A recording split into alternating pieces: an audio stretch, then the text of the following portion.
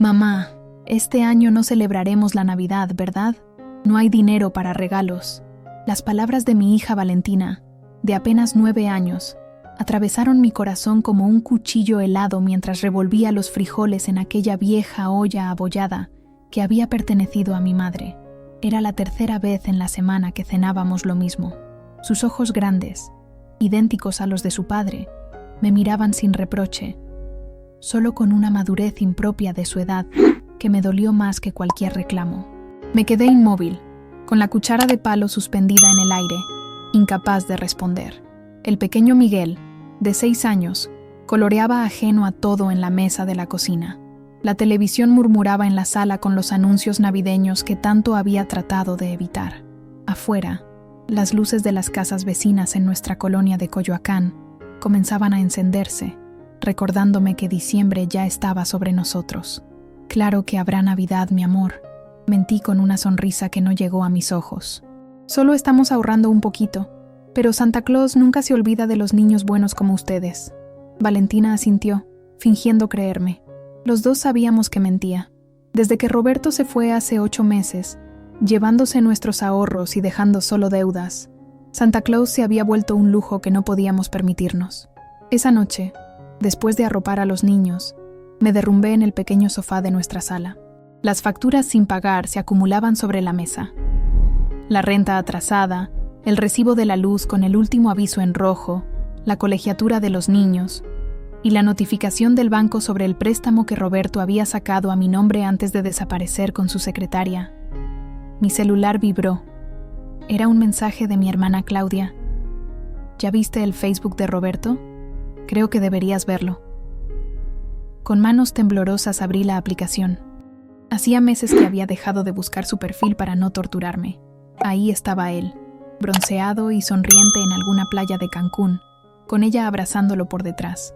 El texto decía: iniciando nuestra nueva vida, baby en camino, gracias vida por esta segunda oportunidad.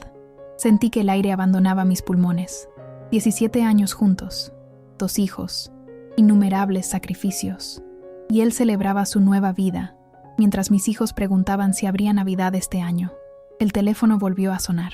Esta vez era doña Mercedes, la dueña de la tienda donde trabajaba como cajera. Sofía, lo siento mucho, pero con la nueva cadena de supermercados que abrió en la avenida, las ventas han bajado demasiado. Tendremos que recortar personal. Mañana será tu último día. Colgué sin responder. El pánico me inundó como una ola fría. Mi único ingreso estable acababa de esfumarse. En el refrigerador quedaba comida para 3 días, tal vez 4 si la racionaba bien. La renta vencía en 2 semanas. Por primera vez en meses, me permití llorar sin contenerme, con la cara hundida en un cojín para que los niños no me escucharan. ¿Cómo habíamos llegado a esto? Yo, Sofía Hernández, que había estudiado contabilidad en la UNAM, que había renunciado a mi carrera para apoyar el negocio de Roberto, que había creído cada una de sus promesas. El llanto se interrumpió cuando sentí una pequeña mano en mi hombro. Valentina me observaba en silencio, con esa mirada adulta que ningún niño debería tener. No llores, mamá. Yo puedo vender mis muñecas. Y quizás Miguel pueda regalar algunos de sus carritos. No necesitamos regalos nuevos. Me incorporé de golpe, limpiándome las lágrimas. Algo se quebró dentro de mí en ese momento, pero también algo se encendió. Una chispa, pequeña pero feroz. No, mi amor, dije abrazándola con fuerza. Tus muñecas se quedan contigo, y va a haber regalos, y una cena de Navidad, y todo lo que ustedes merecen. Te lo prometo.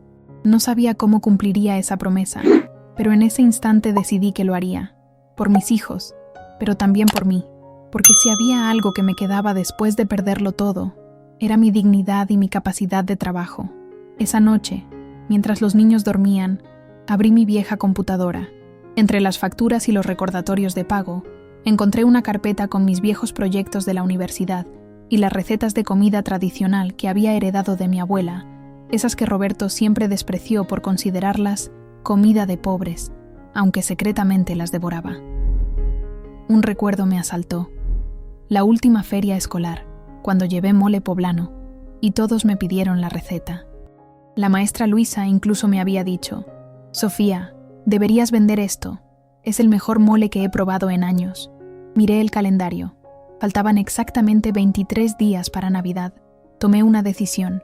Tenía poco más de 3 semanas para convertirme en otra persona, en la mujer que debí ser siempre. Abrí una nueva página en blanco y escribí en mayúsculas: Plan de emergencia, Operación Navidad. No sabía que ese documento cambiaría mi vida para siempre. Mi nombre es Sofía Hernández López. Tengo 39 años y hasta hace poco creía tener una vida normal en la colonia Coyoacán de la Ciudad de México. Nací en Puebla, en una familia de clase media donde me enseñaron el valor del trabajo honesto y la importancia de la educación. Mi padre, maestro de secundaria, y mi madre, ama de casa con un pequeño negocio de costura, se esforzaron para que mis hermanos y yo pudiéramos estudiar. Logré entrar a la UNAM para estudiar contabilidad. Fue ahí donde conocí a Roberto, estudiante de administración de empresas, con una sonrisa encantadora y grandes sueños. Nos casamos apenas terminamos la carrera. Yo estaba perdidamente enamorada, tanto que cuando él sugirió que dejara mi empleo en un despacho contable para ayudarlo con su nuevo negocio de importación de electrodomésticos, no dudé ni un segundo. Seremos socios en todo, mi amor, me decía mientras acondicionábamos aquella pequeña bodega en la colonia industrial. Tú llevarás las finanzas y yo las ventas. En 5 años tendremos nuestra casa propia. Los primeros años fueron difíciles pero emocionantes. Trabajábamos desde el amanecer hasta la medianoche, haciendo malabares con las entregas, los proveedores y los clientes morosos. Cuando nació Valentina, seguí trabajando con mi bebé en una pequeña cuna junto al escritorio. Roberto me llamaba su guerrera, su compañera incondicional. Poco a poco, el negocio creció. Pasamos de aquella bodega húmeda a un local más amplio, luego a 2 locales. Roberto contrató empleados, y yo fui quedando relegada a un papel cada vez menos relevante. Tú encárgate de la niña, me decía. El negocio ya está encarrilado. Y así, sin darme cuenta, pasé de ser socia a ser simplemente la esposa del jefe. Cuando nació Miguel, Roberto ya viajaba constantemente a Monterrey, Guadalajara y Estados Unidos para expandir el negocio. Las ausencias se hicieron más largas, las llamadas más cortas, las explicaciones más vagas. Nuestra casa en Coyoacán, que tanto nos había costado comprar, comenzó a llenarse de electrodomésticos caros que nunca usábamos, muebles ostentosos que no iban con mi estilo sencillo, y un silencio incómodo que crecía entre nosotros. Las discusiones aumentaron, siempre por lo mismo. Yo quería volver a trabajar, usar mi carrera, sentirme útil más allá de la crianza. ¿Para qué complicarte la vida, Sophie? Nos va bien. Tienes todo lo que necesitas, me respondía irritado. Además, ¿quién cuidaría a los niños? Eres una malagradecida. Y yo callaba, porque en el fondo creía que tenía razón. ¿Cómo podía quejarme? Teníamos una casa bonita. Los niños iban a buenos colegios. No nos faltaba nada material, pero algo dentro de mí se marchitaba lentamente, como una planta sin luz. Todo cambió el día que encontré aquella factura de hotel en Acapulco, cuando supuestamente estaba en un congreso en Monterrey. Después vinieron los mensajes en su celular, el perfume desconocido en su ropa, las llamadas a escondidas. Cuando lo confronté, ni siquiera tuvo la decencia de negarlo. Se llama Fernanda, es mi asistente administrativa, dijo con una frialdad que me heló la sangre. Las cosas entre nosotros ya no funcionan, Sofía. Llevamos años viviendo como compañeros de piso, no como marido y mujer. La separación fue rápida y brutal. Se llevó lo que quiso de la casa, me obligó a firmar documentos que apenas leí entre lágrimas, y me cedió generosamente el departamento que, según él, estaba casi pagado. Solo después descubrí que había hipotecado la propiedad nuevamente para financiar su nuevo negocio con ella, dejándome con una deuda imposible de pagar con mi sueldo de cajera en la tienda de Doña Mercedes, el único trabajo que pude conseguir sin experiencia reciente. Los últimos 8 meses han sido una pesadilla. Vendí el auto para pagar deudas urgentes. Cambié a los niños de colegio porque no podía mantener las colegiaturas. La pensión alimenticia que Roberto debía pagar llegaba tarde, incompleta, o simplemente no llegaba. Sus llamadas se volvieron escasas y siempre terminaban igual. Estoy pasando un momento difícil, Sophie. En cuanto mejore la situación te pongo al corriente. Mi rutina se volvió agotadora. Despertarme a las 5 a.m. para preparar desayunos y loncheras, dejar a los niños en el colegio, correr a la tienda para mi turno de 9 horas, recogerlos con el corazón en la boca, porque siempre llegaba tarde, ayudarles con tareas mientras cocinaba algo rápido para la cena, lavar uniformes, limpiar la casa cuando ya estaban dormidos. Y ahora esto, despedida, sin ahorros, con 2 niños que esperaban una Navidad que no podría darles, con facturas acumulándose y un exmarido posando feliz en las redes sociales, esperando un hijo con la mujer por la que nos abandonó. Esa noche, después de escribir mi plan de emergencia, me miré en el espejo del baño. Tenía ojeras profundas, el pelo sin brillo recogido en una coleta descuidada y una expresión derrotada que no reconocí. ¿Dónde estaba aquella joven ambiciosa que había destacado en la universidad? ¿La que soñaba con tener su propio despacho contable algún día? Basta, me dije en voz alta, sorprendiéndome a mí misma. Basta de lamentaciones. Basta de esperar que alguien me rescate. Abrí el botiquín y saqué unas tijeras. Sin pensarlo demasiado, corté aquella coleta que había mantenido por años porque a Roberto le gustaba el pelo largo.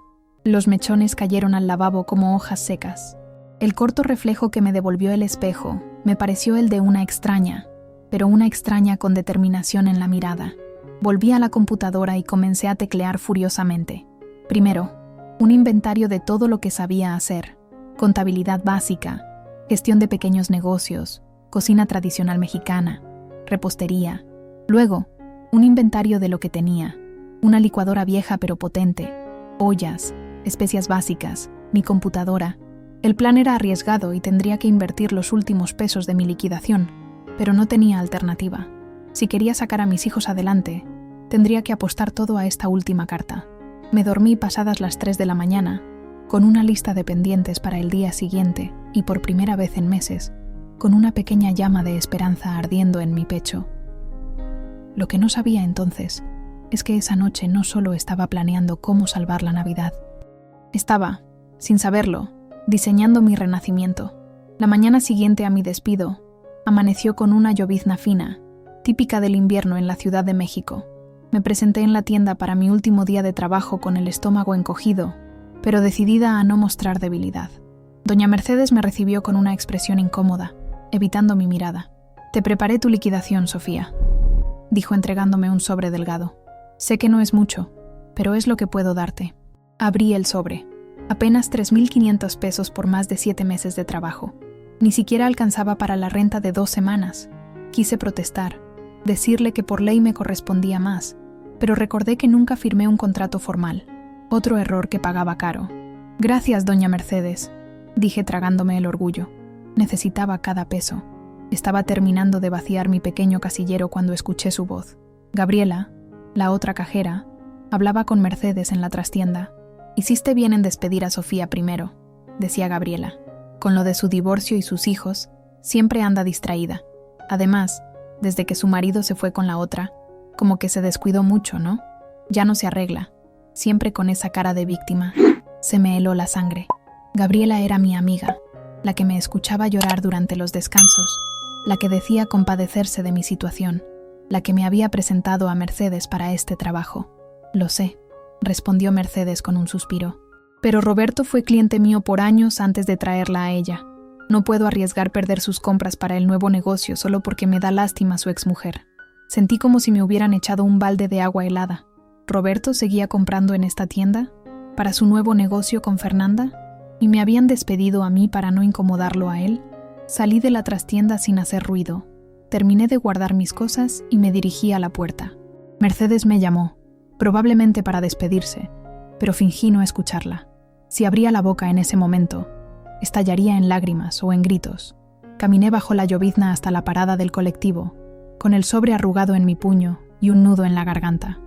No solo había perdido mi trabajo, sino que lo había perdido porque mi ex marido, el mismo que nos abandonó, el que no pagaba la pensión de sus hijos, tenía más valor como cliente que yo como empleada.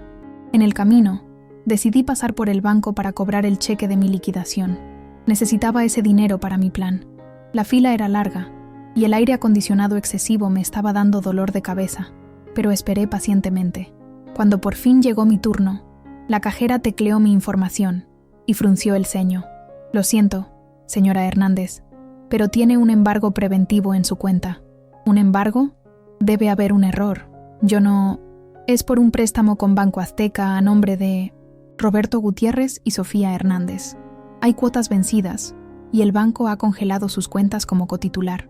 El préstamo, aquel que Roberto me había convencido de firmar como cotitular por si acaso, para oportunidades del negocio, el que me había jurado que estaba pagando mensualmente.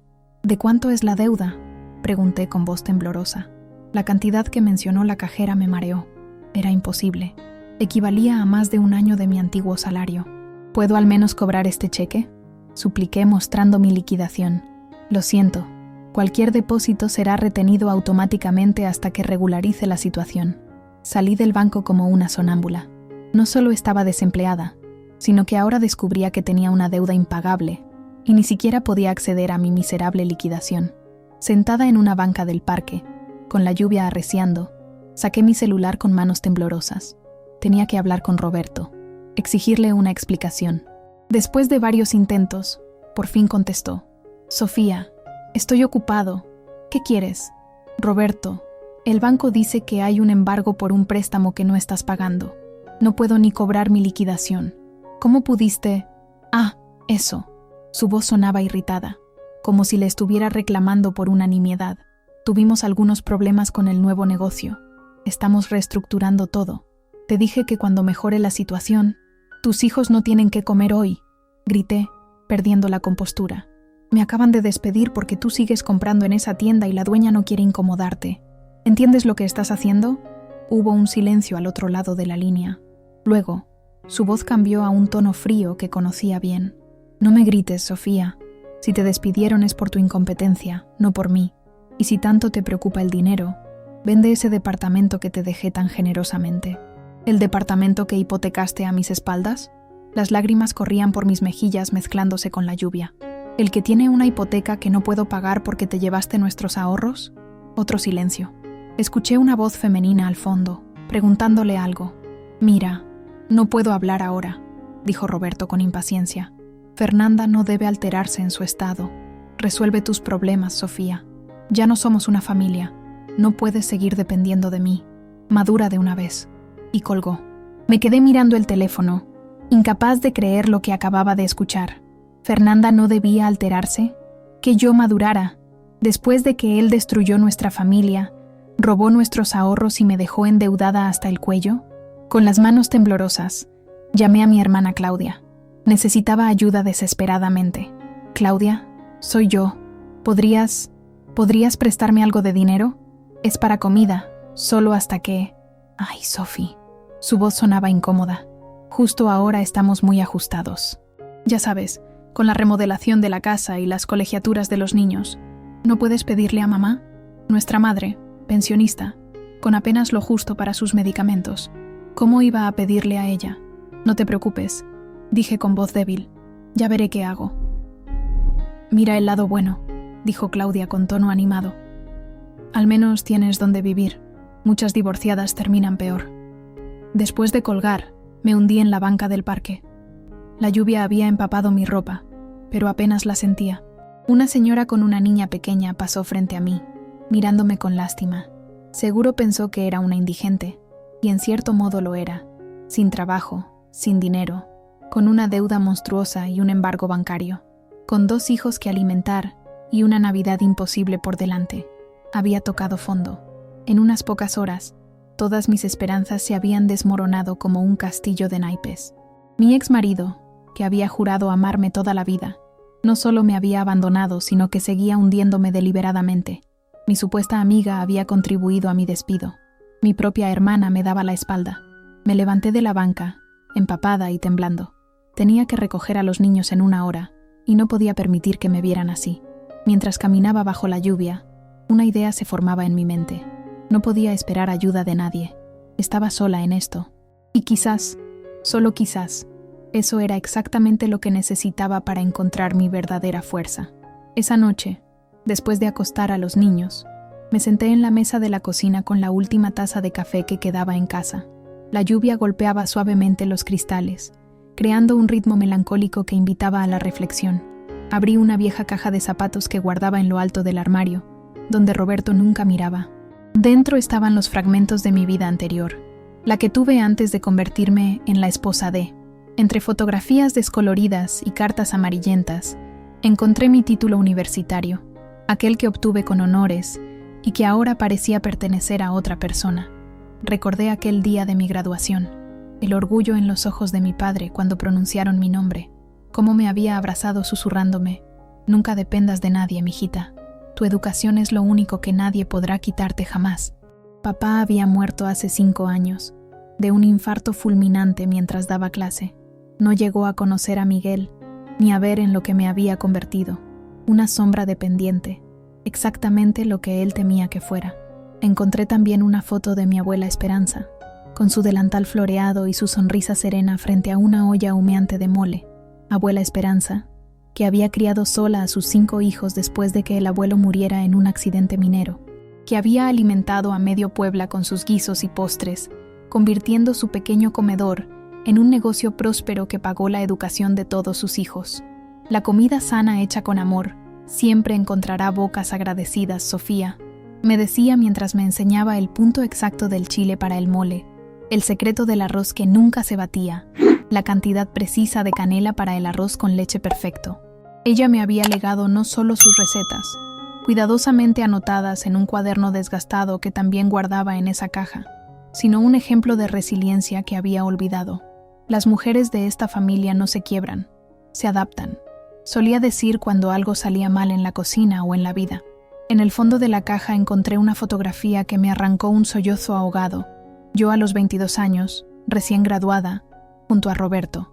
Mis ojos brillaban con ilusiones y planes que habían incluido abrir mi propio despacho contable especializado en pequeños negocios como el de mi abuela. Roberto me miraba embelesado en aquella foto, o al menos eso creía yo entonces.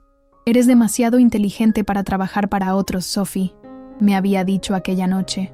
«Tú y yo formaremos un equipo imbatible. Tu cerebro, mi carisma. Seremos invencibles». Y yo le había creído. Había abandonado mis propios sueños para alimentar los suyos. Había puesto mi carrera en pausa, temporalmente, un paréntesis que se extendió por 17 años. Entre los papeles, encontré también las primeras ecografías de Valentina.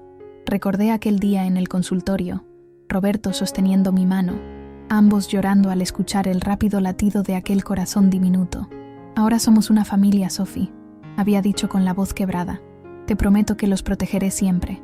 Una promesa tan frágil como el papel donde estaba impresa la imagen borrosa de nuestra hija.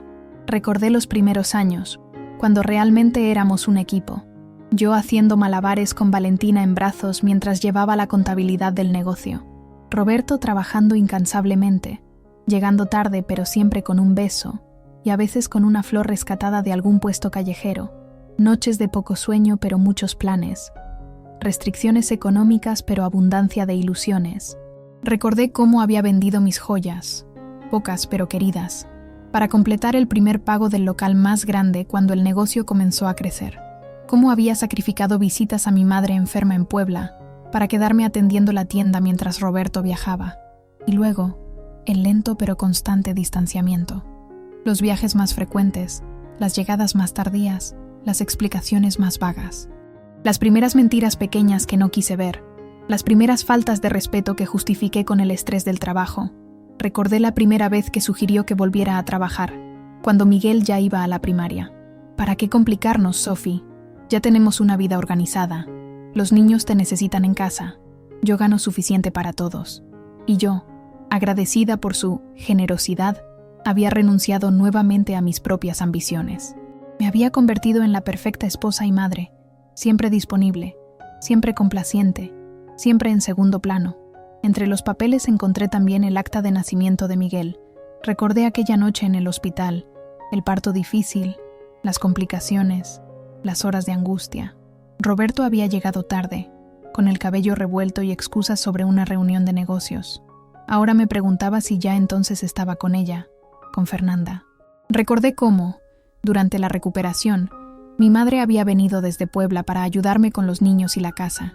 Cómo había observado en silencio la dinámica entre Roberto y yo, cada vez más distantes, más formales, como compañeros de piso que comparten gastos, pero no intimidad ni proyectos. «Hija», me había dicho la última noche de su visita, «la vida es muy larga para vivirla a medias. No olvides quién eres». No había entendido sus palabras entonces. O tal vez no había querido entenderlas.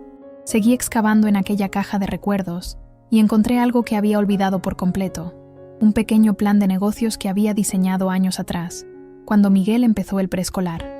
Sabores de mi tierra, comida tradicional mexicana para oficinistas.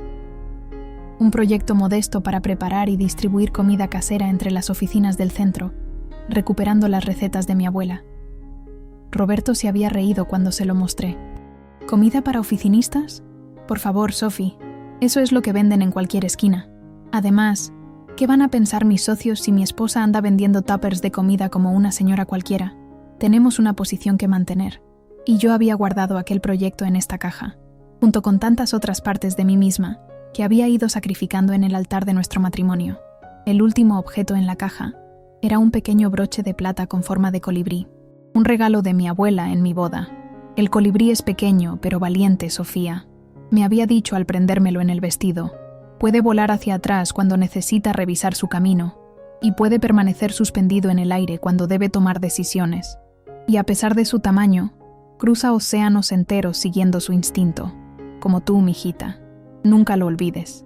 ¿Cuántas cosas había olvidado? ¿Cuántas partes de mí misma había enterrado?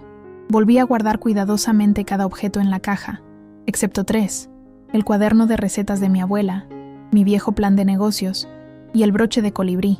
Los coloqué frente a mí en la mesa de la cocina, como piezas de un rompecabezas que apenas comenzaba a formar. Eché un vistazo al refrigerador casi vacío, a la alacena con apenas lo básico, a los recibos apilados. Luego miré hacia el cuarto donde mis hijos dormían, Valentina abrazando protectoramente a Miguel, como había hecho desde que su padre se fue. Mis hijos, mi verdadera riqueza, los que me habían dado una fuerza que no sabía que tenía cuando nacieron, los que me habían enseñado un amor incondicional que Roberto nunca entendió. Por ellos había soportado humillaciones, por ellos había tragado lágrimas, por ellos había aguantado un matrimonio que hacía años se había convertido en una cáscara vacía. Y por ellos haría lo que fuera necesario ahora, incluso reinventarme completamente. Tomé el broche de colibrí y lo prendí en mi blusa. Era hora de recordar quién era, de recuperar a la Sofía que había quedado enterrada bajo años de complacencia y miedo. La estudiante brillante, la nieta de esperanza, la hija de un maestro que creía en la educación como herramienta de libertad. Era hora de volar hacia atrás para revisar mi camino, de suspenderme en el aire para tomar decisiones, y luego, quizás, de cruzar mi propio océano. Con manos decididas, abrí el viejo cuaderno de recetas y comencé a leer, mientras en mi mente se formaba un plan. La semana siguiente a mi despido fue un torbellino de actividad frenética. Con el poco dinero que me quedaba del último pago, más algunos pesos que obtuve vendiendo electrodomésticos que ya no usábamos, compré los ingredientes básicos para comenzar mi pequeño negocio de comida casera. Según mis cálculos, con lo que tenía podría preparar 3 tipos de platillos diferentes en cantidades suficientes para ofrecer a las oficinas cercanas. El apartamento se llenó con los aromas de mi infancia, el mole poblano de mi abuela, los chiles en nogada que ella preparaba en temporada y sus famosas gorditas de chicharrón. Trabajé día y noche, probando recetas, ajustando cantidades, creando pequeños menús impresos en hojas de colores con la impresora del centro de copiado más económico del barrio. Los niños se contagiaron de mi entusiasmo. Valentina diseñó un logotipo sencillo pero bonito, un colibrí sobrevolando una olla humeante. Miguel se encargaba de doblar los volantes y colocar las etiquetas que había impreso con el logo en los recipientes de plástico que había comprado al mayoreo. ¿De verdad crees que la gente comprará tu comida, mamá?, preguntó Valentina mientras me ayudaba a empacar los primeros pedidos. Su voz no era escéptica, sino llena de admiración. Por supuesto, respondí con una seguridad que no sentía del todo. La comida de la abuela Esperanza es mágica. Hace feliz a quien la prueba. El primer día salí con una hielera prestada llena de comida, el corazón latiéndome como un colibrí asustado. Había localizado 3 edificios de oficinas a distancia caminable, donde, según mi investigación, no había muchas opciones de comida saludable y casera. Mi plan era simple: ofrecer un servicio de entrega de almuerzo bajo pedido, con opciones que cambiaban semanalmente. El rechazo inicial fue brutal. Guardias de seguridad que no me dejaban pasar, recepcionistas irritadas, oficinistas que apenas tomaban mis volantes para tirarlos en el primer bote de basura. Volví a casa con casi toda la comida intacta y el ánimo por los suelos. Pero no me rendí. Al día siguiente regresé con nuevas tácticas. Llevé pequeñas muestras gratuitas. Logré convencer a un guardia con una gordita de chicharrón para que me dejara ofrecer mis servicios en el comedor de un edificio durante la hora de la comida. Poco a poco, pedido a pedido, fui construyendo una pequeña clientela. Una secretaria que probó mi mole y pidió para toda su oficina. Un contador que se convirtió en cliente fijo de mis chiles rellenos. Una oficina de diseño donde todas las chicas esperaban ansiosas mis pasteles de elote los viernes. Para finales de esa primera semana, ya tenía pedidos suficientes para cubrir los gastos básicos. Comida para los niños, algo para la renta, un poco para reinvertir en más ingredientes. No era mucho, pero era un comienzo, un pequeño rayo de esperanza. Fue entonces cuando recibí la llamada de la escuela de los niños. «Señora Hernández, necesitamos que venga inmediatamente. Hay un asunto con la colegiatura de sus hijos». Dejé la masa de tamales que estaba preparando y corrí a la escuela, imaginando lo peor. El director, un hombre usualmente amable, me recibió con expresión incómoda.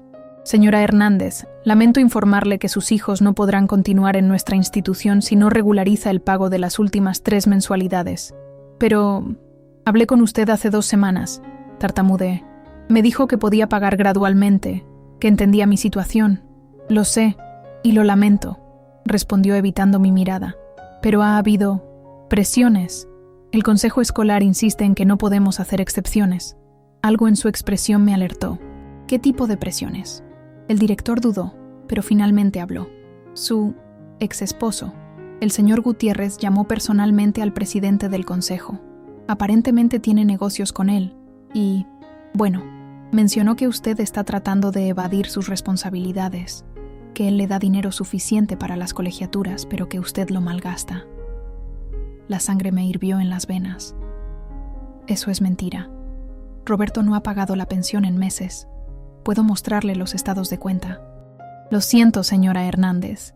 No es mi lugar juzgar situaciones familiares, pero el consejo ha sido claro. O paga el total de lo adeudado antes del viernes, o tendremos que dar de baja a sus hijos. Salí de la oficina tambaleándome. ¿Por qué Roberto haría algo así? ¿Por qué querría perjudicar a sus propios hijos? La respuesta llegó esa misma tarde, cuando recogí a los niños. Valentina subió al auto con los ojos enrojecidos. «¿Qué pasa, mi amor?», pregunté alarmada. «Papá vino a la escuela hoy», dijo con voz temblorosa. «Con ella y el bebé». Sentí como si me hubieran dado un puñetazo en el estómago. «¿Tu papá fue a verlos? No me avisó nada. No vino a vernos a nosotros», intervino Miguel desde el asiento trasero, su vocecita llena de indignación. «Vino a presumir a su nueva familia. Todos los vieron». Valentina comenzó a llorar abiertamente. Presentó a Fernanda como su esposa, aunque no están casados, y dijo que ese bebé es su nuevo comienzo. Lo escuché cuando se lo decía al papá de Daniela. Dijo que ahora tiene una familia de verdad. No sé cómo logré conducir hasta casa. La rabia, el dolor, la humillación me nublaban la vista. ¿Cómo podía ser tan cruel? No bastaba con abandonarnos, con dejarnos sin recursos, con manchar mi nombre con sus mentiras. Ahora lastimaba directamente a sus hijos, exhibiéndolos frente a toda la escuela como la familia descartada, la primera versión fallida. Esa noche, después de consolar a los niños hasta que se durmieron, tomé una decisión drástica. Vendí lo último de valor que me quedaba, un reloj antiguo que había pertenecido a mi padre y que guardaba como tesoro. Con ese dinero, más lo que había ganado con la comida, pagué un mes de colegiatura. No era todo lo que debía, pero compraría algo de tiempo. Al día siguiente, con una determinación nacida de la desesperación y la rabia, dupliqué mis esfuerzos. Amplié mi ruta de entregas, añadí nuevas opciones al menú, imprimí más volantes que repartí en cada edificio de oficinas que pude encontrar. Fue entonces cuando ocurrió el incidente que casi me destruyó por completo. Había conseguido una cita con el administrador de un edificio corporativo importante. Era una oportunidad de oro. Si lograba que me permitieran ofrecer mis servicios allí, podría triplicar mis ingresos. Me vestí con lo mejor que tenía, preparé muestras especiales y acudí puntualmente a la cita. En el vestíbulo lujoso del edificio, mientras esperaba ser anunciada, una voz familiar me heló la sangre. «Sofía, ¿qué haces tú aquí?». Me giré lentamente. Ahí estaba Roberto, elegante como siempre en su traje caro, junto a Fernanda, deslumbrante en un vestido de maternidad que seguramente costaba más que todos mis ingredientes juntos. «Tengo una cita», respondí secamente, intentando mantener la compostura. Roberto miró mi hielera con expresión burlona. «¿Una cita? ¿Con eso?». Antes de que pudiera responder, la recepcionista me llamó. «Señora Hernández, el licenciado Morales la recibirá ahora». Me levanté, ignorando deliberadamente a Roberto, pero él me siguió. «¿Con Morales? ¿Daniel Morales?». Su voz tenía un tono extraño. No respondí, dirigiéndome directamente al ascensor. Para mi horror, Roberto y Fernanda entraron conmigo. «¿Qué estás tramando, Sofía?», preguntó con tono amenazante. «No estoy tramando nada. Estoy trabajando, algo que deberías reconocer». El ascensor llegó al piso 20, donde se encontraba la oficina del licenciado Morales. Salí apresuradamente, pero Roberto me tomó del brazo con fuerza. «Daniel es mi cliente, Sofía, uno de los más importantes para nuestro nuevo negocio». Nuestro. Como si el negocio que había construido con el dinero de nuestra familia fuera ahora suyo y de ella. «Suéltame», dije entre dientes. «No sabía que era tu cliente y no me importa. Vengo a ofrecer mis servicios de comida, no a hablar de ti». «¿Servicios de comida?». La voz de Fernanda destilaba desprecio. ¿La exesposa de Roberto Gutiérrez vendiendo loncheras? ¡Qué vergüenza! Sentí que la sangre me subía al rostro. La única vergüenza aquí es romper una familia para meterse con un hombre casado. Respondí sin poder contenerme. La expresión de Fernanda se transformó en una de furia. Roberto me soltó el brazo y se interpuso entre nosotras. «Basta, Sofía. Estás haciendo el ridículo como siempre. ¿Crees que Daniel Morales, que maneja cuentas millonarias, va a contratar a una mujer que vende comida en toppers? Por favor». En ese momento, la puerta de la oficina se abrió y el licenciado Morales salió personalmente a recibirme. Su expresión se congeló al ver la escena. «Roberto, no sabía que conocías a la señora Hernández. Es mi exesposa», dijo Roberto con tono frío. «Y me temo que está confundida. No creo que estés realmente interesado en lo que sea que está vendiendo». Daniel Morales, un hombre de unos 50 años, me miró con curiosidad. ¿Su exesposa? Vaya coincidencia. La señora Hernández viene recomendada por mi asistente, quien ha probado su comida y está encantada. Hemos estado buscando un servicio de almuerzos saludables para nuestro personal. Vi cómo el color abandonaba el rostro de Roberto. Fernanda se aferró a su brazo, como marcando territorio. «Daniel, te aseguro que no quieres involucrarte con ella. Es inestable. Desde nuestro divorcio ha estado actuando erráticamente». No podía creer lo que estaba escuchando. ¿Inestable? ¿Yo? Tan inestable que he tenido que mantener sola a nuestros hijos porque no pagas la pensión. Dije, incapaz de contenerme. Tan inestable que trabajo día y noche para compensar el dinero que te llevaste de nuestras cuentas. El licenciado Morales parecía extremadamente incómodo. «Quizás deberíamos reprogramar esta reunión».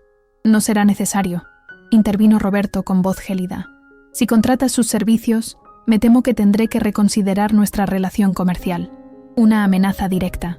Estaba usando su influencia para cerrarme puertas, para evitar que pudiera mantener a mis propios hijos, a sus hijos.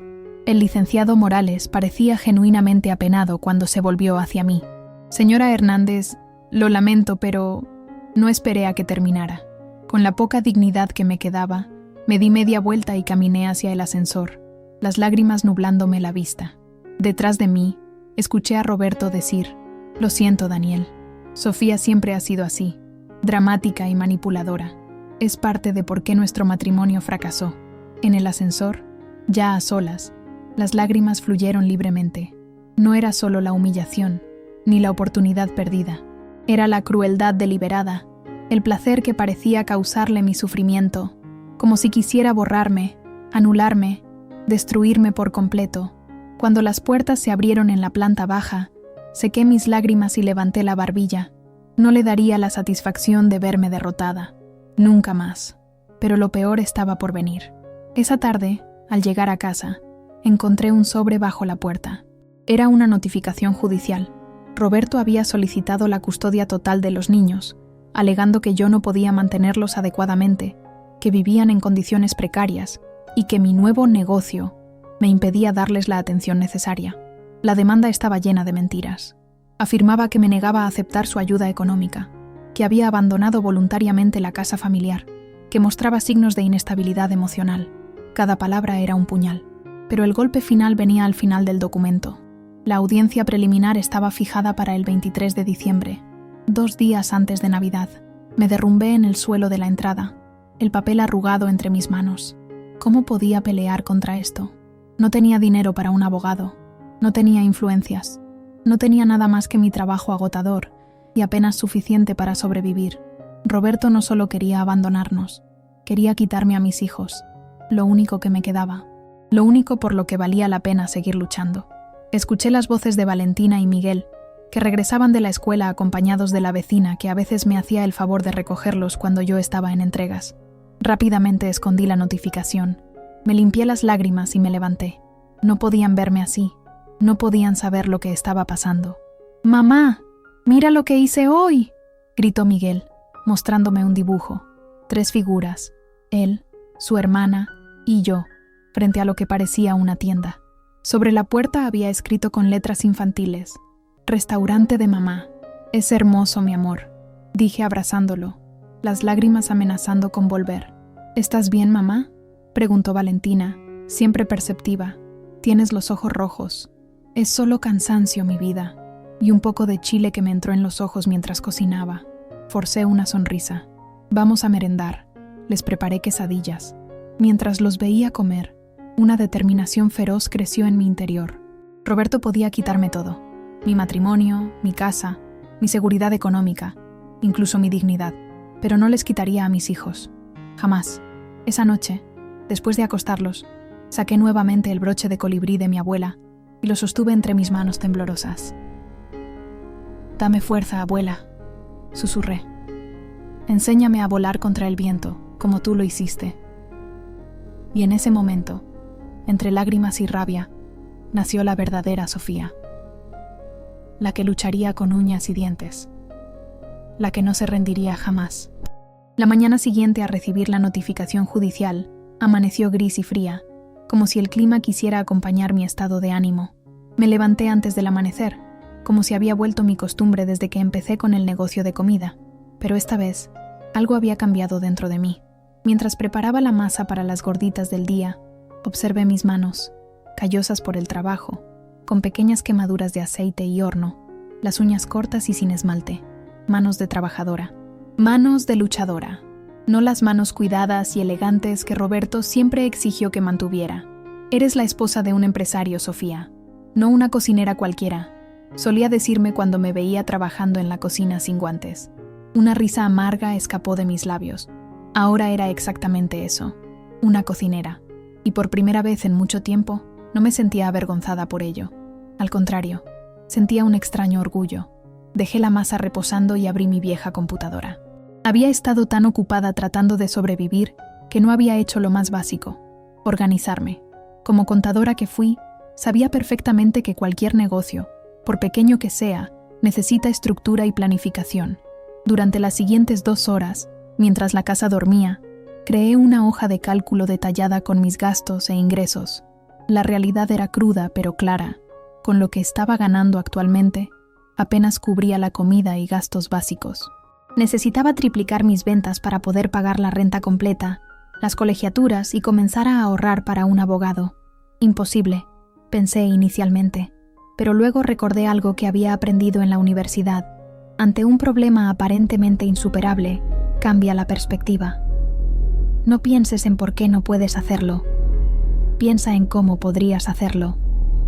Si no puedo conseguir más clientes corporativos porque Roberto me cierra las puertas, necesito otro tipo de clientes, murmuré para mí misma. Revisé las ventas de las últimas semanas. Mis mejores clientes no eran realmente las oficinas grandes, sino pequeños negocios. La estética donde 3 mujeres trabajaban todo el día sin tiempo para cocinar. El taller mecánico donde los empleados devoraban mis chilaquiles cada mañana. La pequeña escuela de inglés donde las maestras esperaban ansiosas mis postres de los viernes. Pequeños negocios dirigidos por personas como yo, trabajadores, sin tiempo, que valoraban la comida casera y auténtica. Abrí una nueva pestaña en el navegador y busqué Mercado de Comida Casera México. Los resultados me sorprendieron. Había toda una comunidad de cocineros caseros, muchos formalizados como pequeñas empresas que servían nichos específicos. Algunos se especializaban en comida saludable, otros en postres artesanales, otros en comida regional. Una idea comenzó a formarse en mi mente. ¿Y si en lugar de perseguir grandes cuentas corporativas, me enfocaba en lo que realmente sabía hacer? La comida tradicional mexicana de mi abuela, auténtica, sin pretensiones pero deliciosa e inconfundible. Mi teléfono sonó, interrumpiendo mis pensamientos. Era un número desconocido. Señora Hernández, soy Luisa Martínez, la asistente del licenciado Morales. Mi corazón se aceleró. La mujer que me había recomendado y que seguramente había sido reprendida por ello después del incidente con Roberto. Sí, soy yo, respondí cautelosamente. Disculpe que la llame tan temprano, pero quería hablar con usted, personalmente. Su voz sonaba nerviosa. Sobre lo que pasó ayer, no se preocupe. Entiendo perfectamente. Su jefe no puede arriesgarse a perder un cliente importante. Hubo un silencio al otro lado de la línea. No le llamo por eso, dijo finalmente. Le llamo porque reconozco lo que está pasando. Mi hermana vivió algo similar con su exmarido. Sentí un nudo en la garganta. Señora Hernández, Sofía, lo que le está haciendo su exesposo es abuso, acoso. Intenta controlarla, aislarla, quitarle sus medios de subsistencia. Mi hermana pasó por lo mismo, y sé que es difícil luchar contra alguien con más recursos y contactos. Las lágrimas amenazaban con brotar nuevamente, pero esta vez eran diferentes. Lágrimas de reconocimiento, de validación. Por eso quería decirle que hay un grupo de apoyo. Mujeres que han pasado por situaciones similares. Se reúnen cada martes en el centro comunitario de la colonia Roma. No solo dan apoyo emocional, también tienen contactos con abogadas que toman casos pro bono, psicólogas que pueden hacer evaluaciones para juicios de custodia. Anoté la dirección y el horario con manos temblorosas, agradeciendo repetidamente. Cuando colgué, me quedé mirando el teléfono. Una desconocida acababa de tenderme una mano cuando más lo necesitaba. Volví a la masa de gorditas, trabajándola con renovada energía. El primer paso estaba claro. Necesitaba ayuda legal urgente para contrarrestar la demanda de custodia de Roberto. Pero para eso necesitaba dinero. Y para tener dinero necesitaba hacer crecer mi negocio. Mientras preparaba el desayuno de los niños, una nueva determinación ardía en mi interior. Ya no me sentía como una víctima. Me sentía como una estratega, analizando el campo de batalla, identificando recursos, planeando movimientos. «Mamá, ¿por qué sonríes?», preguntó Valentina mientras untaba mermelada en su pan. No me había dado cuenta de que estaba sonriendo. Una sonrisa que no tenía nada que ver con la felicidad, sino con la resolución. Porque estoy pensando, mi amor, pensando mucho.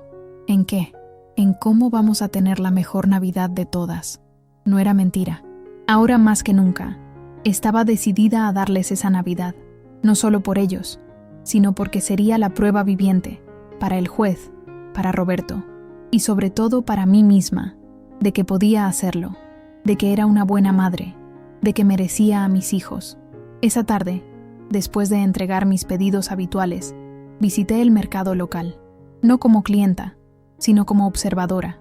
Analicé cómo se organizaban los puestos de comida, qué vendían, a qué precios, quiénes eran sus clientes. Hablé con algunos locatarios, presentándome como una cocinera que quería aprender. Para mi sorpresa, muchos fueron increíblemente abiertos y generosos con sus consejos. Doña Lupe, que vendía carnitas desde hacía 30 años, me explicó cómo calculaba sus porciones. Don Emilio, del puesto de jugos, me habló sobre la importancia de la consistencia y la puntualidad.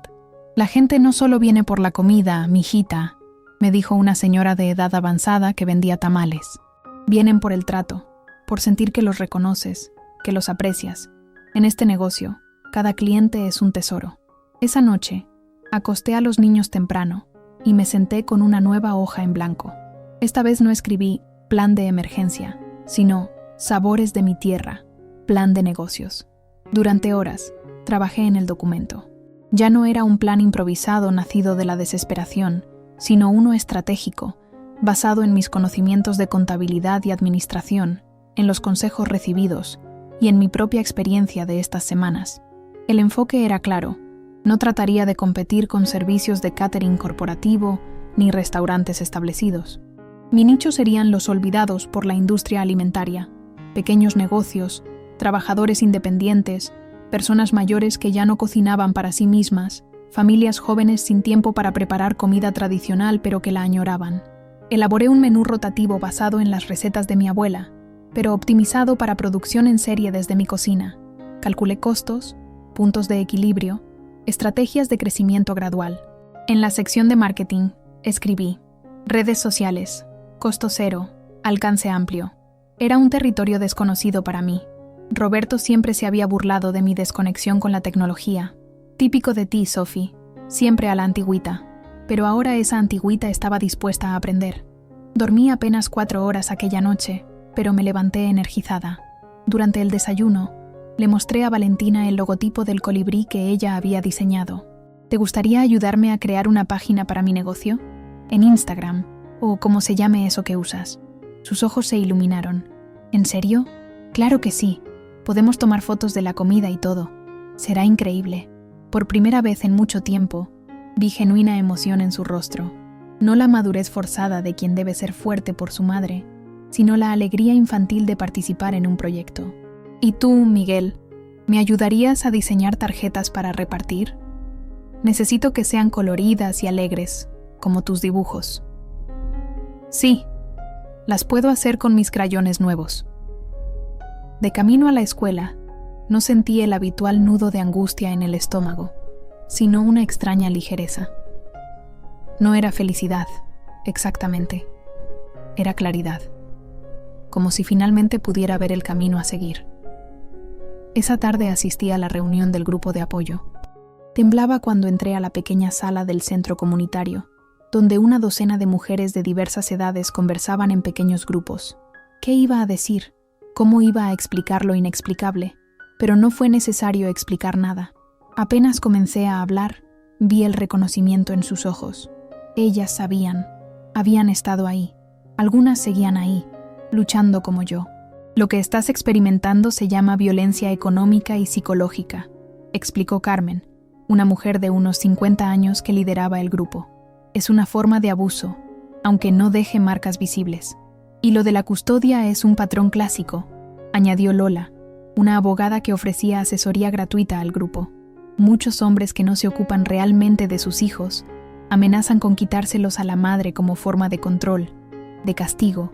Escuché historias que reflejaban la mía, mujeres que habían sido aisladas económicamente, a las que se les había negado la oportunidad de desarrollarse profesionalmente, que habían sido abandonadas con deudas que no sabían que tenían. Pero también escuché historias de superación, de pequeñas y grandes victorias. Lola revisó la notificación judicial que había recibido y tomó notas. «Puedo ayudarte con esto», dijo finalmente. «No será fácil, pero tenemos argumentos sólidos. Él ha incumplido con la pensión. Eso juega a nuestro favor. Y tu emprendimiento, lejos de ser algo negativo, demuestra tu compromiso con sacar adelante a tus hijos». Salí de la reunión con un peso enorme levantado de mis hombros. Ya no estaba sola en esto. Tenía aliadas, información, un plan legal. Esa noche, mientras los niños dormían, me detuve frente al espejo del baño. La mujer que me devolvía la mirada ya no se parecía a la Sofía del día anterior. El corte de pelo improvisado que me había hecho en un arrebato estaba disparejo, pero de alguna manera me favorecía, dándome un aire de determinación. Las ojeras seguían ahí, pero la mirada era diferente, enfocada, alerta, presente. Por primera vez en años, realmente la vi, no como la sombra de Roberto, no como la madre abnegada, no como la víctima de una traición, simplemente como Sofía Hernández, contadora, cocinera, empresaria en ciernes, luchadora. Y por primera vez desde que Roberto se fue, no sentí que me faltara nada. La transformación interior que experimenté aquella noche se tradujo en acciones concretas durante las semanas siguientes. Con la ayuda de Valentina, creé perfiles para Sabores de mi Tierra en Instagram y Facebook. Mi hija, que resultó ser sorprendentemente hábil con la tecnología, me enseñó a tomar fotografías que resaltaran los colores y texturas de mis platillos, a usar hashtags efectivos y a crear historias que mostraran el proceso de elaboración. La gente quiere ver quién está detrás de la comida, mamá, me explicó mientras me grababa preparando mole. Les gusta la historia, saber que hay una persona real poniendo amor en cada plato. Para mi sorpresa, Los perfiles comenzaron a ganar seguidores rápidamente. Primero fueron mis clientes actuales, luego sus amigos, luego desconocidos atraídos por las imágenes de comida tradicional mexicana, preparada con ingredientes frescos y técnicas auténticas. Cada mañana, antes de comenzar a cocinar, dedicaba media hora a responder comentarios, agradecer pedidos y compartir el menú del día. Pronto empecé a recibir mensajes directos, solicitando información sobre entregas y precios. El grupo de apoyo resultó ser una fuente invaluable, no solo de apoyo emocional, sino también práctico. Mariana, que tenía un pequeño negocio de costura, me recomendó a varias de sus clientas. Elena, que trabajaba en una dependencia gubernamental, comenzó a pedirme comida para las reuniones de su departamento. Carmen me puso en contacto con una asociación de pequeños empresarios que necesitaban proveedores para sus eventos mensuales. Mi cartera de clientes crecía lentamente pero de manera sostenida.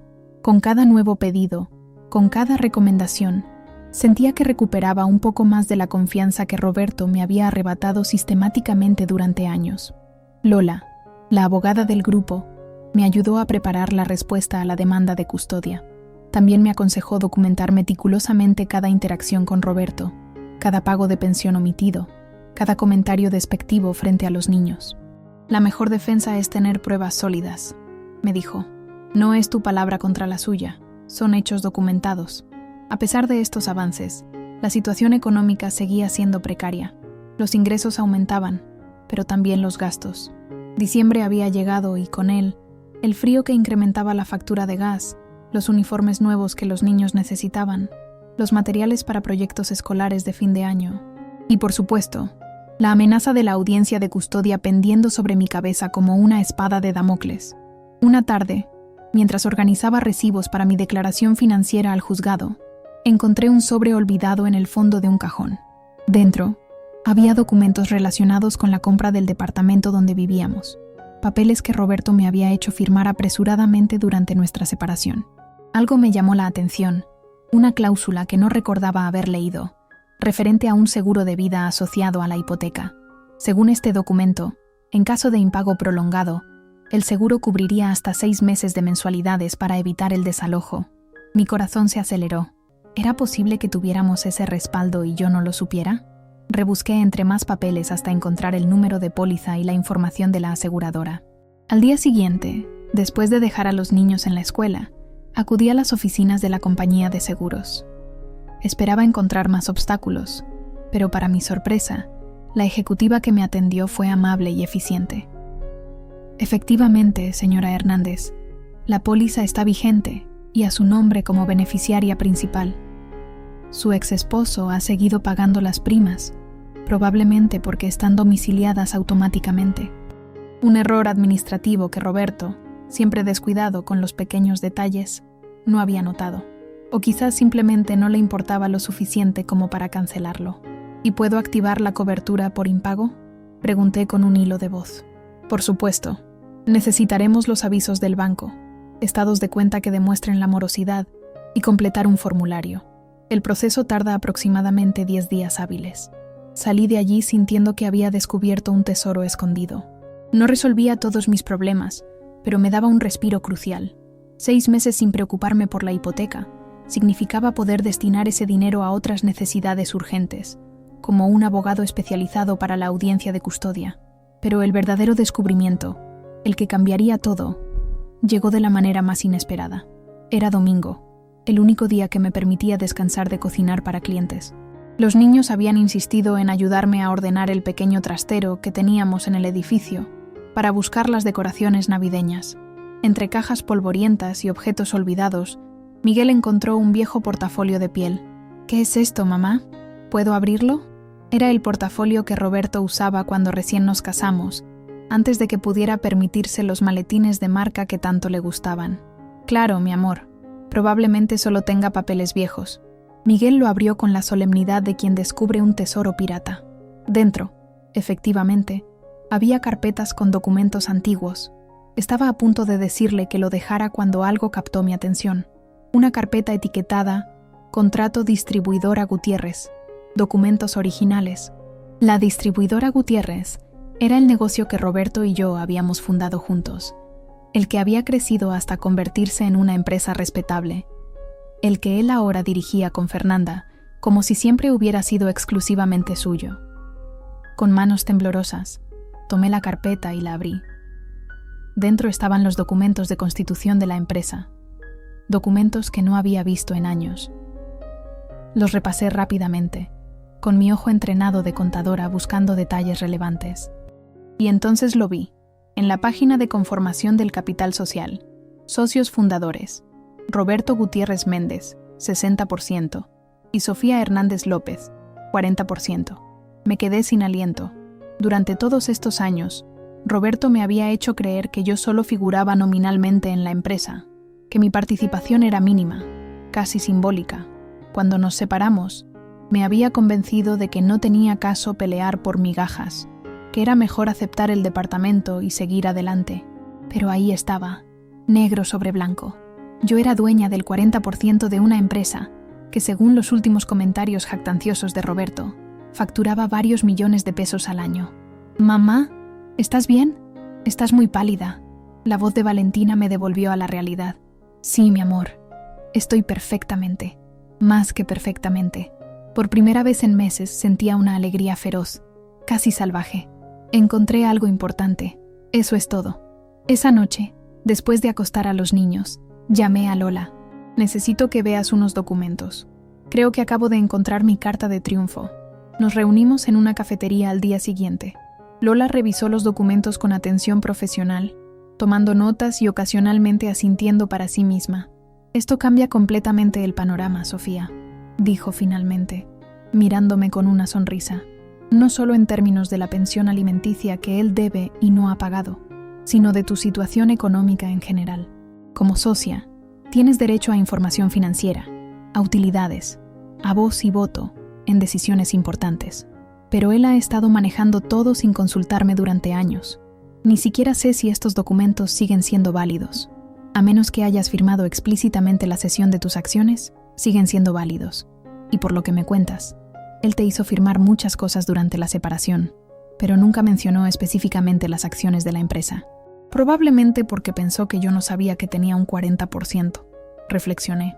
Siempre me trató como una empleada, no como una socia, y cuando dejé de trabajar allí para cuidar a los niños, directamente me excluyó de todo, lo cual es ilegal, señaló Lola.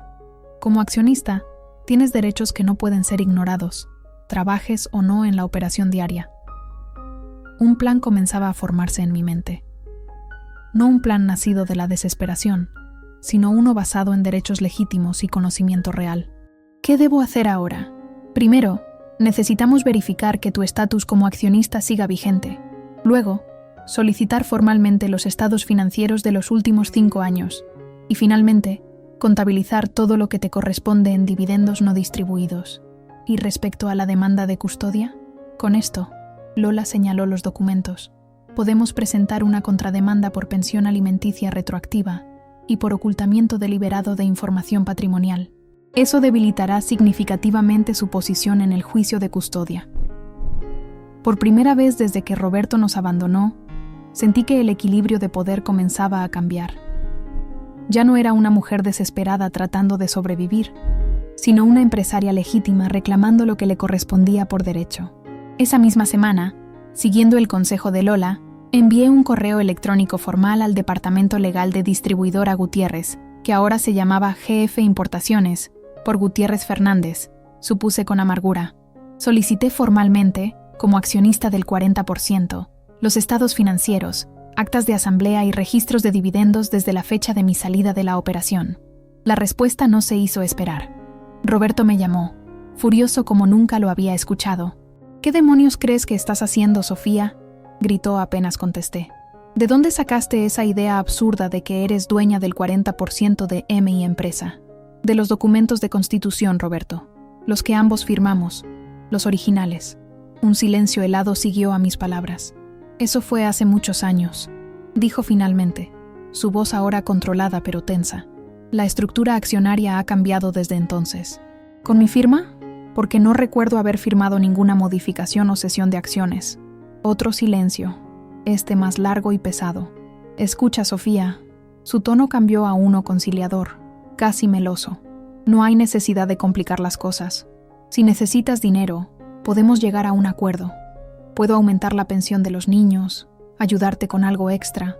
No quiero tu caridad, Roberto. Quiero lo que me corresponde legalmente. Información completa sobre la empresa de la que soy copropietaria y los dividendos que no he recibido en todos estos años. ¿Por qué haces esto ahora? Su voz volvió a elevarse. ¿Es por la demanda de custodia? ¿Estás tratando de extorsionarme? No, Roberto. Estoy tratando de establecer la verdad, algo que debería haberse hecho desde el principio. Colgué antes de que pudiera responder.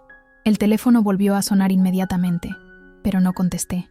En su lugar, le envié un mensaje. Toda comunicación futura debe ser a través de mi abogada. Te enviaré sus datos. Esa noche dormí profundamente por primera vez en meses. No porque todos mis problemas estuvieran resueltos, ni porque el camino adelante fuera fácil, sino porque por fin tenía control sobre mi vida, sobre mi futuro. Por fin estaba peleando con las armas adecuadas. A la mañana siguiente, mientras preparaba la masa para los tamales que había prometido entregar ese día, sonreí al recordar las palabras de mi abuela. Las mujeres de esta familia no se quiebran, se adaptan. Yo había hecho más que adaptarme. Había descubierto mi verdadera fuerza, oculta a plena vista durante todos estos años. El colibrí que me había regalado no solo podía volar hacia atrás para revisar su camino o quedarse suspendido para tomar decisiones. También podía, cuando era necesario, defender ferozmente su territorio, y eso era exactamente lo que yo iba a hacer. Los días siguientes transcurrieron en un torbellino de actividad. Por las mañanas continuaba con mi rutina de cocina, preparando pedidos que ahora incluían no solo almuerzos para oficinistas, sino también platos especiales para pequeñas celebraciones y eventos. Las redes sociales de Sabores de mi Tierra crecían en seguidores, y las recomendaciones boca a boca comenzaban a dar frutos significativos. Por las tardes, después de recoger a los niños de la escuela, dividía mi tiempo entre ayudarles con sus tareas y trabajar con Lola en nuestra estrategia legal. La abogada había contratado a un contador forense para que nos ayudara a interpretar la información financiera que habíamos solicitado a la empresa de Roberto. No esperes que coopere fácilmente, me advirtió Lola. Lo más probable es que intente retrasar la entrega de documentos, ocultarlos o incluso manipularlos. Tenía razón. La primera respuesta formal del Departamento Legal de GF Importaciones fue un documento técnico lleno de jerga legal que básicamente negaba mi derecho a la información solicitada, alegando modificaciones posteriores en la estructura accionaria. Exactamente como esperábamos, comentó Lola sin inmutarse. Ahora pasaremos al siguiente nivel. Ese siguiente nivel implicó una solicitud formal a través del Registro Público de Comercio, donde constaban todas las modificaciones legales de las empresas. Para sorpresa de Roberto, pero no nuestra, no existía ningún documento que modificara mi participación accionaria. La presión aumentó cuando Lola envió un segundo requerimiento, esta vez con copia a la autoridad fiscal, sugiriendo sutilmente que podríamos vernos obligados a solicitar una auditoría si no recibíamos la información requerida. Mientras tanto, mi negocio de comida seguía creciendo. Uno de mis clientes, dueño de una pequeña tienda gourmet en Polanco, me propuso algo inesperado. Sofía, tus salsas caseras son excepcionales. ¿Has pensado en envasarlas para venta comercial? Podríamos hacer una prueba en mi tienda. Nunca lo había considerado, pero la idea tenía sentido. Las salsas requerían menos logística que los platos completos, tenían mayor vida útil y permitían escalar la producción más fácilmente. Con una pequeña inversión en frascos de vidrio, etiquetas impresas y los permisos sanitarios básicos que Lola me ayudó a tramitar, lancé una línea de 5 salsas tradicionales: mole poblano, salsa borracha, adobo, salsa verde tatemada y chiltomate, todas recetas de mi abuela. Para mi asombro, los primeros lotes se vendieron completamente en menos de una semana. Pronto otras 2 tiendas gourmet se interesaron en el producto y varios de mis clientes habituales comenzaron a pedir frascos junto con sus almuerzos. En el ámbito legal, la situación comenzó a moverse a nuestro favor cuando finalmente recibimos un paquete grueso de documentación financiera de GF Importaciones. Obviamente incompleto y probablemente maquillado, pero era un comienzo. Nuestro contador forense, don Javier, un hombre meticuloso de unos 60 años, pasó varios días analizando los documentos. Han intentado ocultar mucha información, me explicó una tarde mientras repasábamos los hallazgos en su pequeña oficina. Pero incluso con lo que tenemos, puedo afirmar con certeza que la empresa ha sido extremadamente rentable en los últimos años, muy por encima de lo que tu ex marido ha declarado para efectos de pensión alimenticia. Elaboramos un informe detallado que no solo establecía mi legítimo derecho al 40% de la empresa, sino que calculaba con precisión los dividendos que me correspondían por los últimos 5 años. La cantidad era sustancial, suficiente para pagar todas mis deudas, asegurar la educación de los niños y darme el capital necesario para formalizar y expandir mi negocio de comida. Con estos documentos, podemos presentar una contrademanda sólida, explicó Lola. No solo pediremos la pensión alimenticia retroactiva, sino también tu parte proporcional de las utilidades de la empresa y compensación por el uso indebido de los bienes sociales. La estrategia era clara. No atacaríamos directamente la demanda de custodia de Roberto, que estaba basada en mentiras y manipulaciones. En su lugar, construiríamos un caso paralelo que desmontaría completamente su argumentación de que yo era incapaz de mantener a los niños económicamente. Una vez que el juez vea que él te ha estado negando recursos que legalmente te corresponden, mientras alegaba que eras tú quien no podía mantener a los niños, su caso se desmoronará, aseguró Lola. A mediados de diciembre, recibí una llamada inesperada. Era Daniel Morales, el ejecutivo cuya reunión Roberto había saboteado semanas atrás. Señora Hernández, espero no importunarla. Conseguí su número a través de la asistente que inicialmente recomendó sus servicios. No se preocupe, respondí cautelosamente. ¿En qué puedo ayudarle? Verá, hemos terminado nuestra relación comercial con la empresa de su exmarido. Diferencias irreconciliables, digamos. Y ahora estamos buscando nuevos proveedores para nuestra cena corporativa de fin de año. Recordé su propuesta de servicio de alimentos y me preguntaba si seguiría interesada. El encargo era considerable. Una cena para 100 personas en las oficinas centrales de la compañía.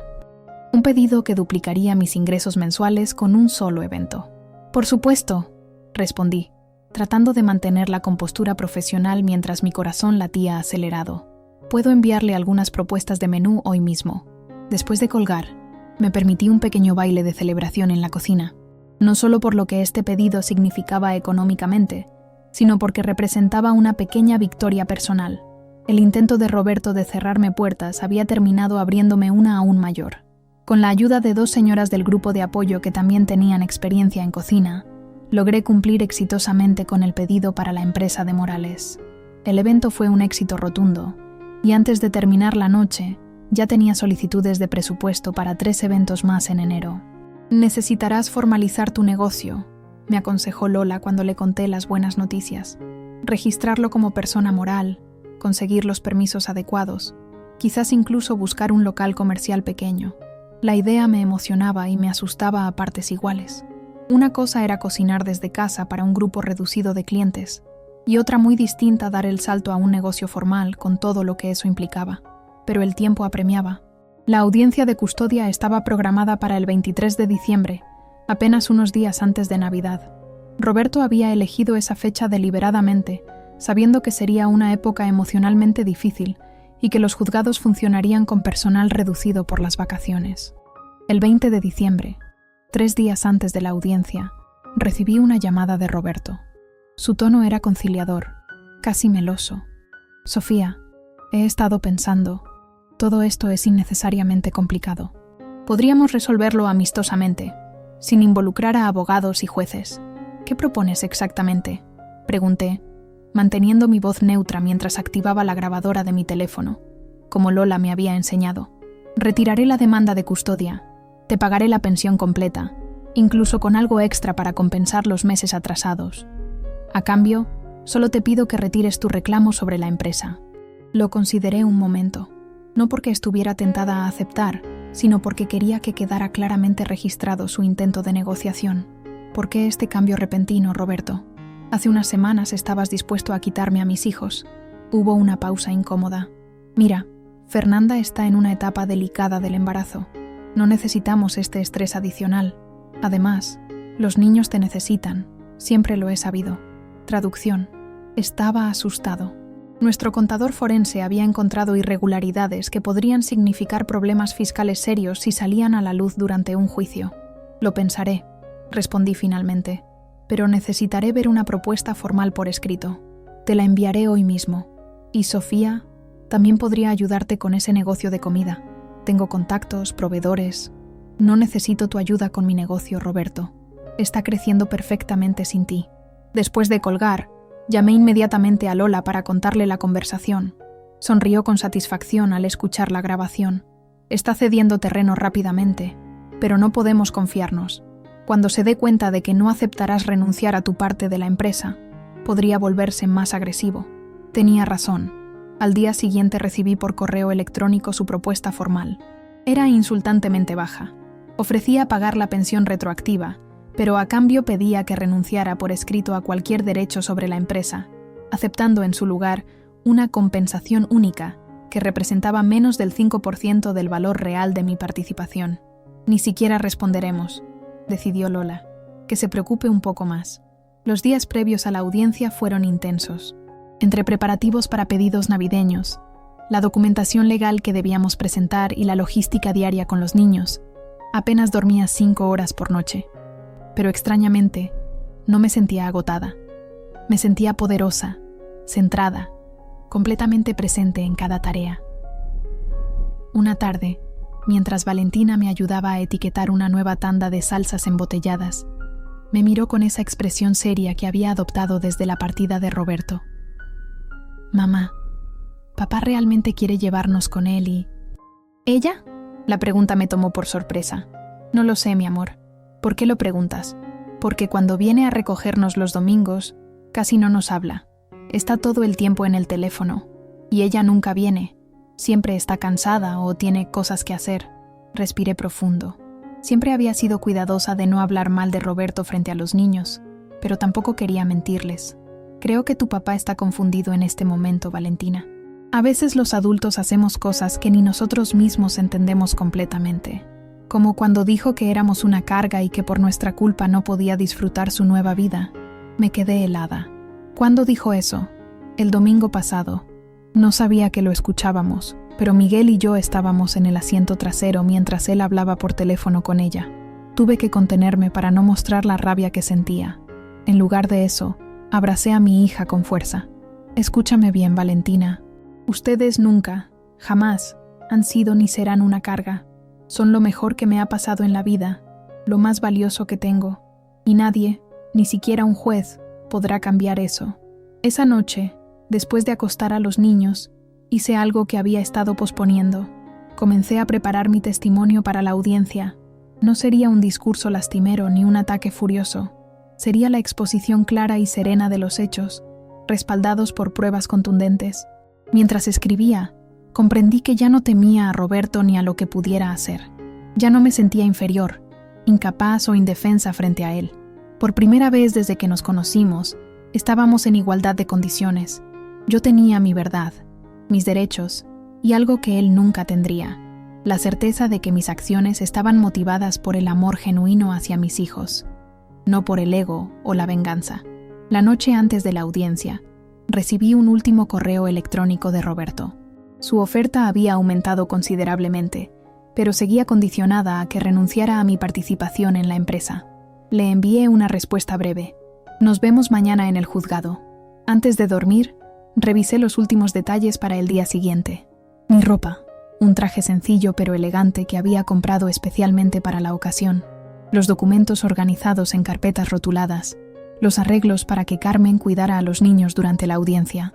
También preparé con cariño los uniformes escolares para el último día de clases antes de vacaciones y los almuerzos especiales que había prometido a los niños, quesadillas de flor de calabaza para Valentina y taquitos de pollo para Miguel. Pequeñas normalidades en medio de circunstancias extraordinarias. Pequeños actos de amor que ningún juez necesitaría ver para saber que yo era, y siempre sería, la madre que mis hijos merecían. Esa noche, por primera vez en mucho tiempo, dormí profunda y tranquilamente, con la certeza de que, independientemente del resultado de la audiencia, ya había ganado la batalla más importante, la de recuperarme a mí misma. Amaneció el 23 de diciembre con una llovizna fina que pintaba de gris las calles de la Ciudad de México. Me levanté temprano, antes que los niños, para centrarme y prepararme mentalmente para el día que tenía por delante. Me vestí con el traje azul marino que había comprado para la ocasión, sobrio, profesional, digno. Me maquillé ligeramente, solo lo suficiente para disimular las huellas del cansancio acumulado. Me puse el broche de colibrí en la solapa, como un pequeño talismán. Desperté a los niños con besos y cosquillas, tratando de mantener la normalidad en un día que estaba lejos de ser normal. Desayunamos juntos, revisamos mochilas, nos aseguramos de que no olvidaban nada para su último día de clases. «¿Por qué no irás tú a recogernos hoy, mamá?», preguntó Miguel mientras untaba mermelada en su pan. «Porque tengo una reunión muy importante», respondí con la mayor naturalidad posible. «Pero la tía Carmen los recogerá y los traerá a casa. Y yo llegaré para la cena, lo prometo». «¿Es una reunión para vender más salsas?», inquirió Valentina, siempre perspicaz. «Es una reunión para asegurarme de que nadie nunca nos separe», respondí, abrazándola. No era mentira, después de todo. Después de dejarlos en la escuela, me dirigí directamente al juzgado de lo familiar. Lola ya me esperaba en la entrada, impecable en su traje sastre negro, con un maletín lleno de documentación. «¿Lista?», preguntó con una sonrisa alentadora. Asentí. Estaba más que lista. Estaba centrada, determinada, en paz con lo que estaba por venir. Roberto llegó 15 minutos después de la hora programada, acompañado de un abogado de aspecto costoso. Para mi sorpresa, Fernanda también venía con él, su embarazo avanzado evidente bajo un elegante vestido premamá. Nos ignoraron deliberadamente, sentándose en el extremo opuesto de la sala de espera. Pude notar que Roberto estaba tenso. Se aflojaba constantemente el nudo de la corbata y consultaba su reloj cada pocos minutos. Cuando por fin nos llamaron a la sala, el juez Ramírez nos recibió con expresión seria pero amable. Era un hombre de mediana edad con ojos cansados pero atentos. «Bien, estamos aquí para la audiencia preliminar en el caso de custodia de los menores Valentina y Miguel Gutiérrez Hernández», comenzó, revisando el expediente. «Antes de proceder, quiero aclarar que mi único interés es el bienestar de los menores. No estoy aquí para mediar en disputas entre adultos, sino para garantizar que cualquier decisión que se tome sea en beneficio exclusivo de los niños». Roberto se acomodó en su asiento con una sonrisa confiada. Claramente esperaba que su demanda, respaldada por un abogado prestigioso y la apariencia de estabilidad económica, tendría prioridad sobre la palabra de una madre soltera con un negocio casero de comida. «Procederemos primero con la exposición de motivos del demandante», indicó el juez. El abogado de Roberto se levantó con un fajo de documentos. Durante los siguientes 20 minutos, presentó una imagen completamente distorsionada de la realidad. Yo era una madre negligente, incapaz de mantener un empleo estable, que había convertido nuestra casa en un negocio improvisado de alimentos, sin las condiciones higiénicas necesarias, exponiendo a los niños a situaciones precarias. Según él, Roberto era un padre amoroso y proveedor que solo quería lo mejor para sus hijos, ofreciéndoles estabilidad económica y emocional en su nuevo hogar con su esposa Fernanda. Cada palabra era como un golpe, pero me mantuve serena, tomando notas ocasionales y comunicándome en susurros con Lola cuando era necesario aclarar algún punto particularmente ofensivo. Cuando fue nuestro turno, Lola se levantó con calma y comenzó desmantelando sistemáticamente cada argumento. «Señoría, lo que hemos escuchado es una narrativa conveniente pero completamente alejada de la realidad. Permítame presentarle los hechos respaldados por evidencia documental». Primero presentó la documentación oficial, que demostraba que Roberto no había pagado la pensión alimenticia en los últimos 6 meses, junto con los múltiples recordatorios y solicitudes que yo había enviado. Luego mostró los registros bancarios que evidenciaban cómo Roberto había retirado sistemáticamente fondos de nuestras cuentas conjuntas antes de abandonar el hogar familiar. Finalmente, presentó la bomba: los documentos oficiales del Registro Público de Comercio, que certificaban mi participación como socia del 40% en la empresa, junto con el análisis de nuestro contador forense, que demostraba cómo Roberto había ocultado deliberadamente esta información para evitar el reparto justo de bienes durante nuestra separación y para eludir sus responsabilidades de manutención. En resumen, señoría, concluyó Lola, lo que tenemos aquí no es un caso de una madre incapaz de mantener a sus hijos, sino de un padre que ha utilizado todos los medios a su alcance para privar a la madre de recursos que legalmente le corresponden, para luego usar esa misma precariedad económica como argumento para arrebatarle la custodia. El rostro de Roberto se había transformado del color rosa al rojo y finalmente a un pálido alarmante.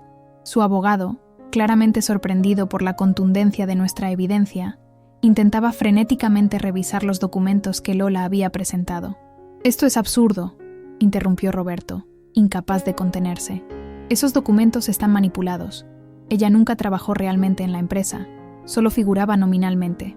Señor Gutiérrez, le recuerdo que debe dirigirse al tribunal a través de su representante legal», le advirtió el juez con severidad. Luego se volvió hacia mí. «Señora Hernández, entiendo que usted desea mantener la custodia actual de sus hijos. ¿Es correcto?» «Así es, señoría», respondí con voz clara y firme. «Mis hijos han permanecido conmigo desde que su padre abandonó el hogar familiar hace 8 meses. He sido su principal cuidadora durante toda su vida, incluso cuando estábamos casados. He mantenido sus rutinas, su estabilidad emocional y su bienestar a pesar de las dificultades económicas que han sido deliberadamente impuestas por su padre. Y respecto a su situación laboral actual, el demandante alega que usted no tiene un empleo estable. Es cierto que perdí mi empleo como cajera hace algunas semanas, señoría, pero lejos de quedarme pasiva, he creado un negocio propio de comida tradicional que está creciendo constantemente. Presenté la documentación de Sabores de mi Tierra, los registros de ventas, los contratos recientes con tiendas gourmet para mis salsas embotelladas, el acuerdo para el servicio de catering corporativo con la empresa de Daniel Morales e incluso capturas de pantalla de las redes sociales mostrando la recepción positiva. Pero más importante aún, señoría, este negocio me permite estar presente para mis hijos. Trabajo principalmente desde casa, lo que significa que puedo adaptar mis horarios a sus necesidades. Estoy ahí cuando regresan de la escuela, los fines de semana, durante sus enfermedades y vacaciones. El juez asintió, revisando con interés los documentos. «Señor Gutiérrez», se dirigió a Roberto, «noto que en su solicitud usted menciona que puede ofrecer mejores condiciones materiales a sus hijos. Sin embargo, no especifica cómo se organizaría su cuidado diario, considerando sus extensos horarios laborales». Roberto pareció desconcertado por un momento. «Bueno, Fernanda estaría ahí para ellos», respondió, señalando a su pareja embarazada. «Ella no trabaja fuera de casa. La señora...» El juez consultó sus notas. «¿Fernanda Díaz?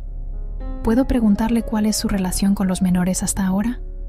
Fernanda, visiblemente incómoda, se removió en su asiento. «Yo apenas los conozco, para ser sincera. Roberto los ve algunos domingos, pero yo no suelo acompañarlos». El juez asintió lentamente, tomando nota. «Una pregunta más, señor Gutiérrez. ¿Puede explicar por qué, si está tan preocupado por el bienestar económico de sus hijos, ha dejado de pagar la pensión alimenticia durante los últimos 6 meses?» Roberto balbuceó una excusa sobre dificultades temporales de liquidez, lo cual resultaba absurdo considerando la información financiera de la empresa que acabábamos de presentar. «Señoría», intervino su abogado, claramente tratando de recuperar terreno. «Mi cliente está dispuesto a regularizar inmediatamente la situación de la pensión e incluso a aumentar la cantidad mensual significativamente». «Eso es encomiable», respondió el juez con tono neutral, «pero no responde a la pregunta de por qué no lo ha hecho hasta ahora, sabiendo que sus hijos dependían de esos recursos». La audiencia continuó con preguntas técnicas y aclaraciones legales. Finalmente, después de casi 3 horas, el juez Ramírez se reclinó en su silla con expresión grave. «He escuchado suficiente por hoy. Dada la naturaleza de este caso y la evidencia presentada, mi resolución preliminar es la siguiente. La custodia de los menores permanecerá con la señora Hernández, quien ha demostrado ser la cuidadora principal y estable durante toda la vida de los niños». Roberto se levantó bruscamente, pero su abogado lo contuvo con una mano firme en el brazo.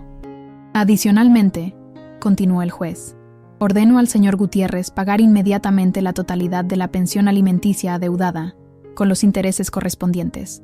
El monto mensual se incrementará en un 30%, considerando la información financiera presentada sobre sus ingresos reales. En cuanto al asunto de la participación accionaria de la señora Hernández en la empresa GF Importaciones, Anteriormente conocida como Distribuidora Gutiérrez, este tribunal no tiene jurisdicción directa sobre asuntos mercantiles. Sin embargo, dado que dicha situación afecta directamente el patrimonio disponible para la manutención de los menores, ordeno que se remita copia de toda la documentación presentada hoy a la Fiscalía Especializada en Delitos Financieros, para que investiguen posibles irregularidades. Vi cómo Roberto palidecía aún más ante la mención de la Fiscalía. Su abogado, con expresión sombría, le susurraba algo al oído. Finalmente, concluyó el juez, rechazo la solicitud del señor Gutiérrez de modificar el régimen de visitas actual. Los encuentros seguirán siendo supervisados hasta que se demuestre un genuino interés en mantener una relación constante y positiva con los menores. Golpeó suavemente con su mazo, dando por concluida la audiencia. Felices fiestas a todos. Nos reuniremos nuevamente el 15 de enero para revisar el cumplimiento de estas disposiciones. Mientras recogía mis documentos, aún aturdida por el resultado totalmente favorable, noté que Roberto y su abogado discutían acaloradamente en un rincón. Fernanda los esperaba junto a la puerta, con expresión confundida y preocupada. Lola me dio un abrazo discreto. Lo logramos, Sofía. Esto es solo el principio, pero es una victoria importante. Salimos de la sala con paso firme, sin mirar atrás. En el pasillo, para mi sorpresa, Roberto nos alcanzó. Sofía, tenemos que hablar, dijo en tono urgente. En privado. Miré a Lola, quien asintió levemente. Te espero en la entrada, dijo, alejándose discretamente pero manteniéndose a la vista. Me volví hacia Roberto con calma. ¿Qué quieres? Esto es una locura, comenzó, pasándose nerviosamente la mano por el cabello. Si la Fiscalía comienza a investigar, hay cosas que podrían complicarse. Para todos. ¿Me estás amenazando, Roberto? No. Estoy tratando de ser razonable. Podemos llegar a un acuerdo. Uno que beneficie a todos, especialmente a los niños. Lo miré fijamente, tratando de entender qué había visto en él alguna vez. Ahora solo veía a un hombre asustado, acorralado por sus propias acciones. El único acuerdo al que voy a llegar es uno que respete completamente mis derechos y los de mis hijos. No más manipulaciones, no más mentiras. ¿Qué quieres exactamente?, preguntó, derrotado. Lo que me corresponde legalmente, mi participación en la empresa, compensación por dividendos no recibidos y la garantía de que seguirás cumpliendo con tus obligaciones como padre, no solo económicas, sino también emocionales. Roberto pareció considerar mis palabras.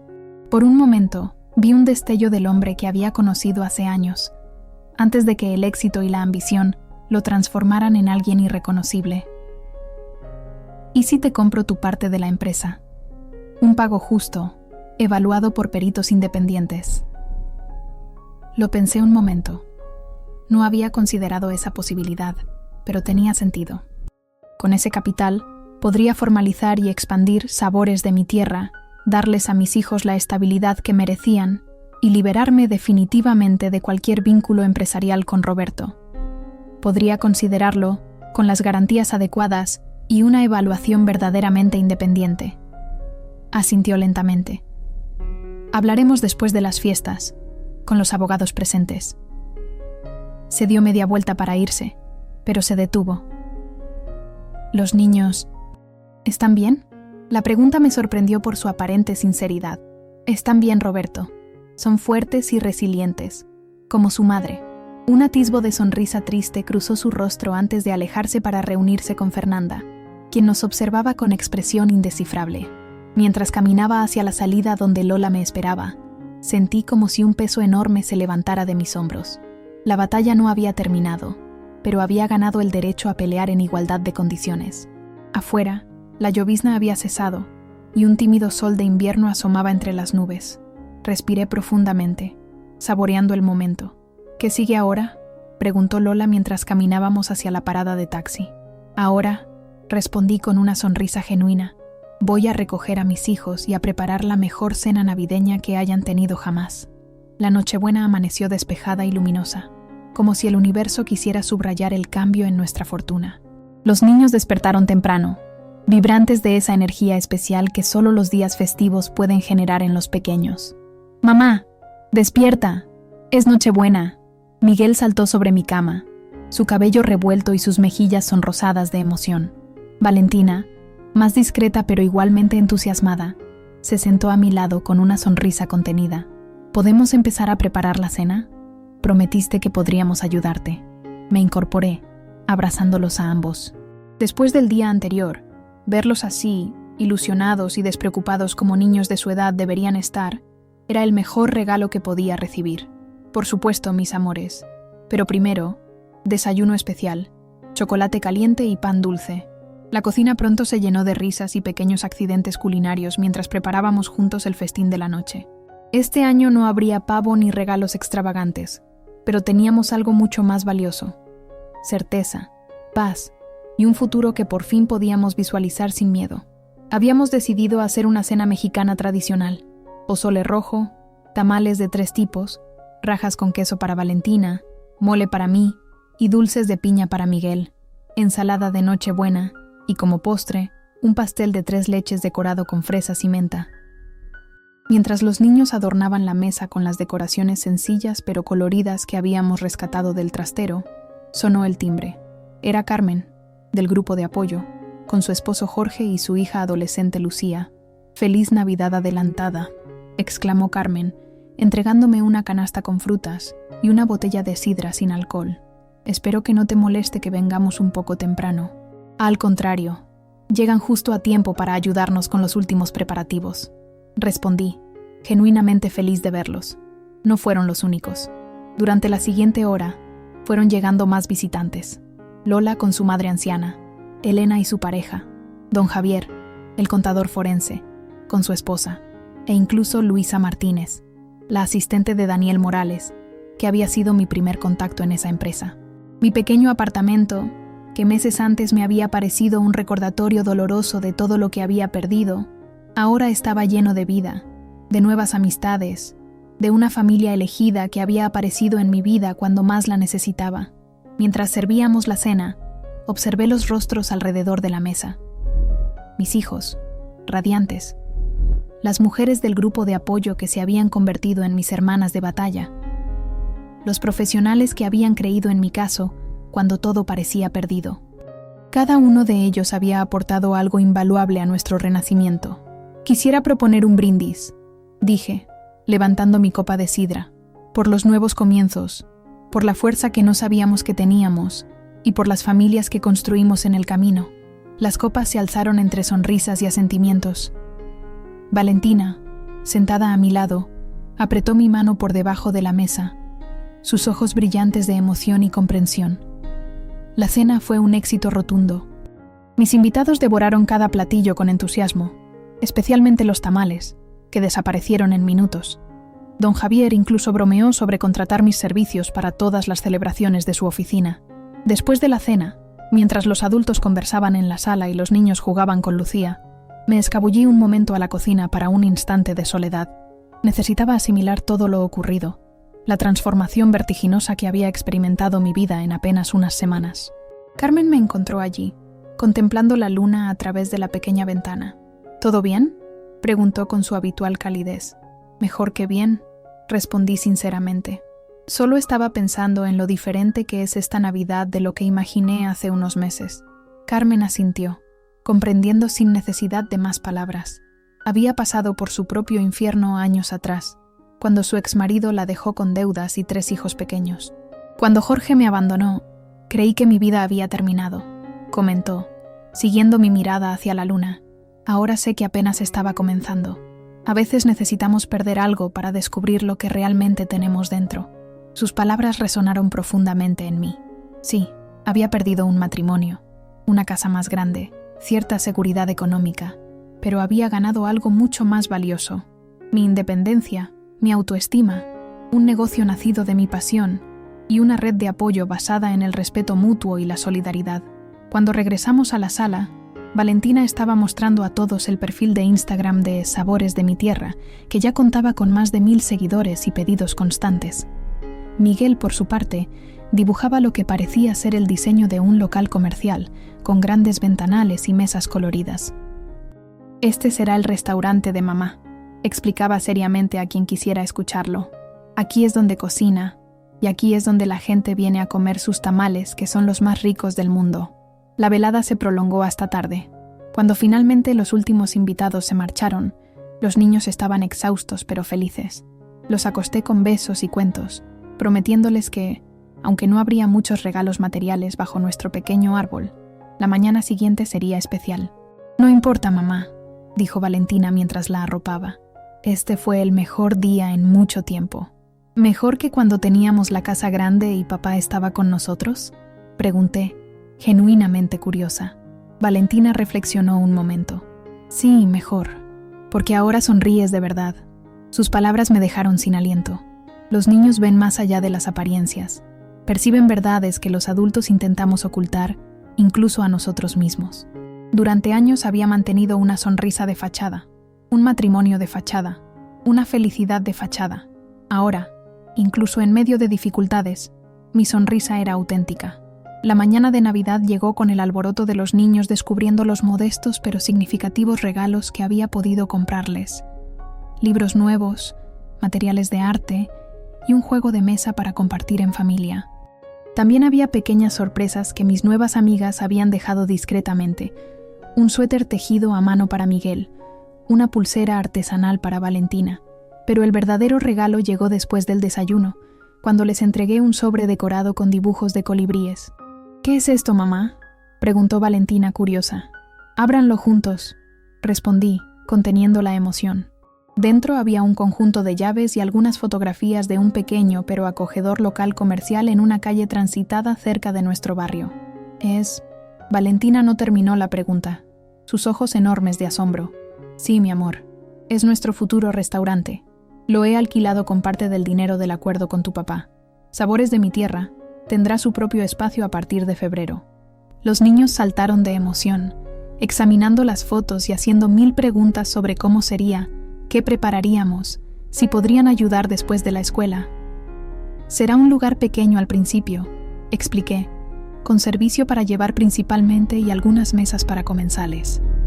Las recetas de la abuela Esperanza por fin tendrán un hogar digno».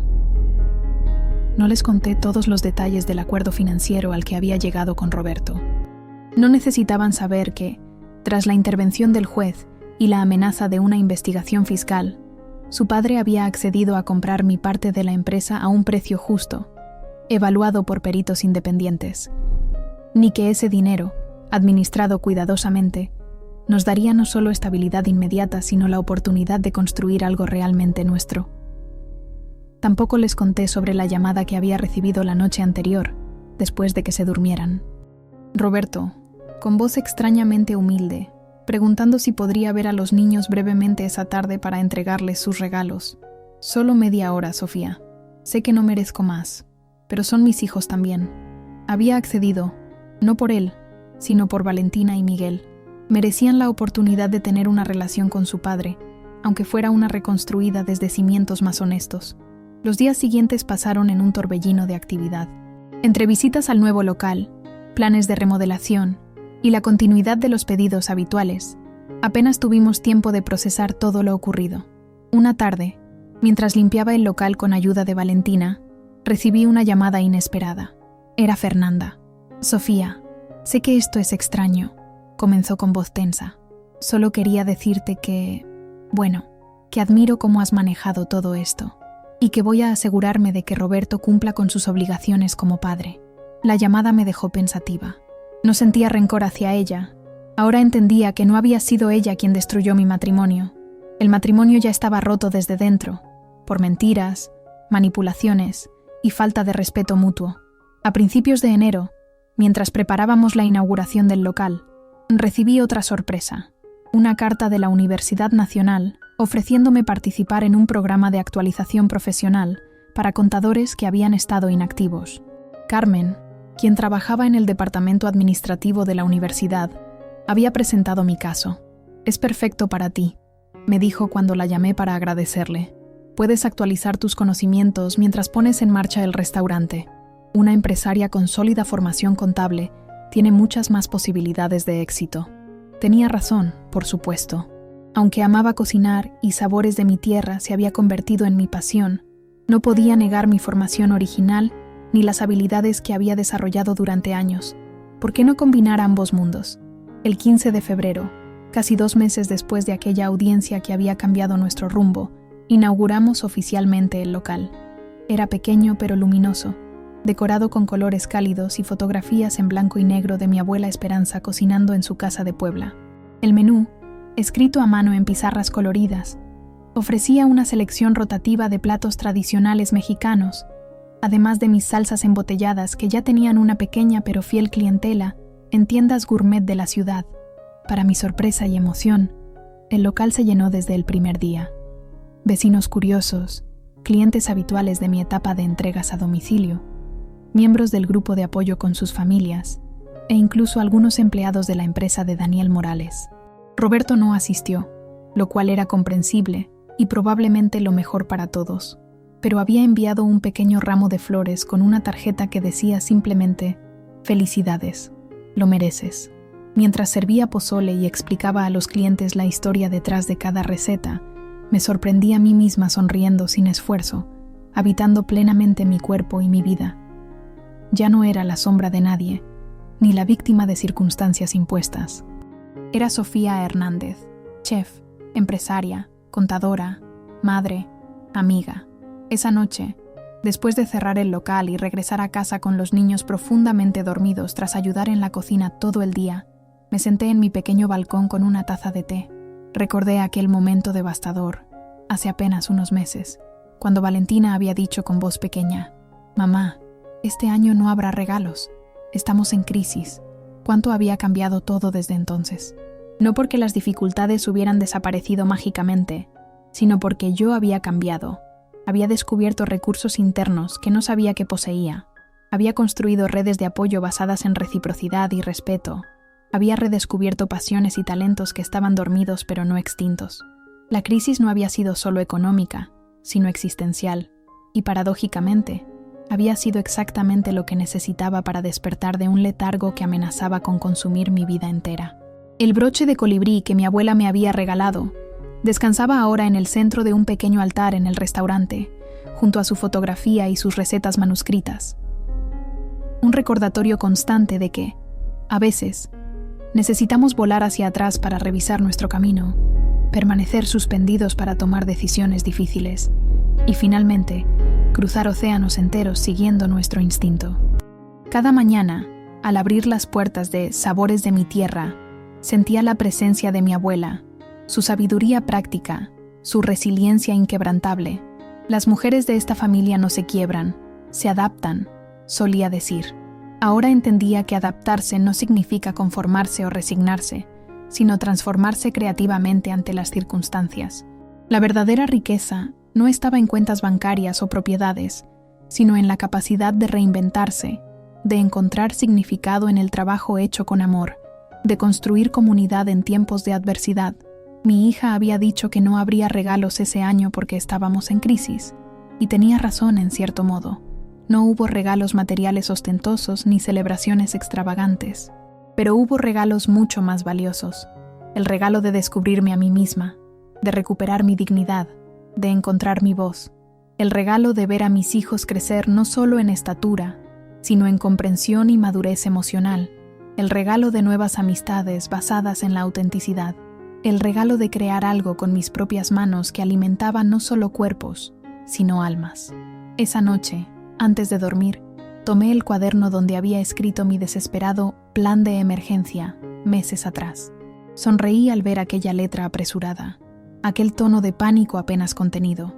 En la última página, con caligrafía serena, añadí: la crisis no fue el final, sino el principio. No fue una caída, sino un vuelo, como el colibrí que cruza océanos impulsado solo por la certeza de que al otro lado hay flores esperándolo.